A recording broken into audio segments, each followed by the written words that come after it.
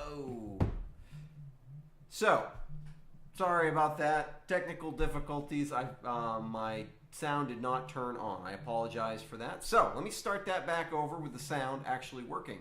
Um, so, as I was saying, high temperature today, 78 degrees. That's mostly because my thermometer reads a little higher than it usually does. I was talked about that some yesterday. We had a low temperature of 46 degrees this morning, so it was cool, but not crazy cold. This picture is taken. This tells the story of the day. I took this on the bridge in South Derry, looking north on the West River, and as you can see, it was absolutely beautiful this afternoon. Like I was saying before, you could hear me, before my audio was a mess. I hope you really had a chance to get out there and enjoy really nice weather today. I wanted to show you this picture because I think it really does show the story of why it's felt like the weather has been the same. You know, this is a time of year when our weather should be changing very rapidly, and yet it feels like our weather has just been the same. And the reason for that really is that March was quite warm, quite abnormally warm. Matter of fact, in Albany, it was the 10th warmest average temperature in March on record, and 9th in Poughkeepsie. So we were like 7 degrees above average for Albany in March. And then April, we were a degree below in Albany. And that's probably pretty close to what it was here in the Southern Green Mountains as well. And so what that did was it meant that the average temperature in March in Albany was 43 degrees. And then the average temperature in April was only 46 degrees. We should gain like 10 degree difference between those 2 months. And we gained like 2 to 3 degree difference. And that made March and April feel very much the same. And it kind of has made it feel like this long extended, and as a matter of fact, the end of February was even quite warm. So it's just felt like this extended period of the same kind of weather.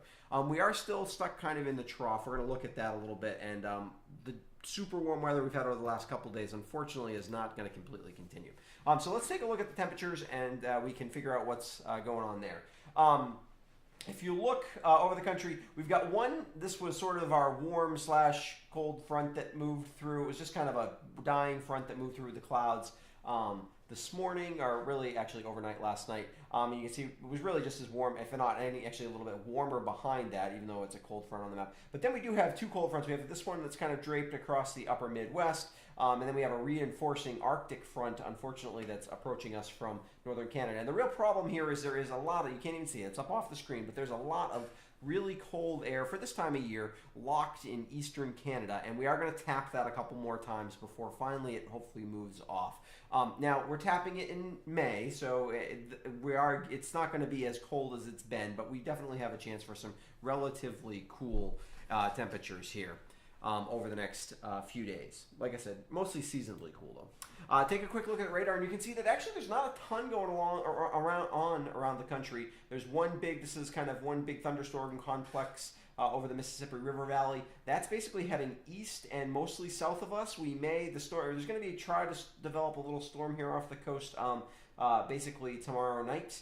And it's going to try to clip us with some clouds, but I think clouds are the worst we're going to get out of it probably. There's maybe a sprinkle there. And then this storm is going to mostly emerge off the east side of the Rockies and kind of be the trigger that pulls down our cold air. It's a bit undetermined to see. There's a couple of storms here that are going to merge for our Thursday-Friday storm, which may go out to sea. It may wrap some moisture around, and we may get some moisture. Kind of irregardless, it will unfortunately become pretty chilly as a result of that. So let's take a quick look at the week ahead. We're trying to keep these relatively brief.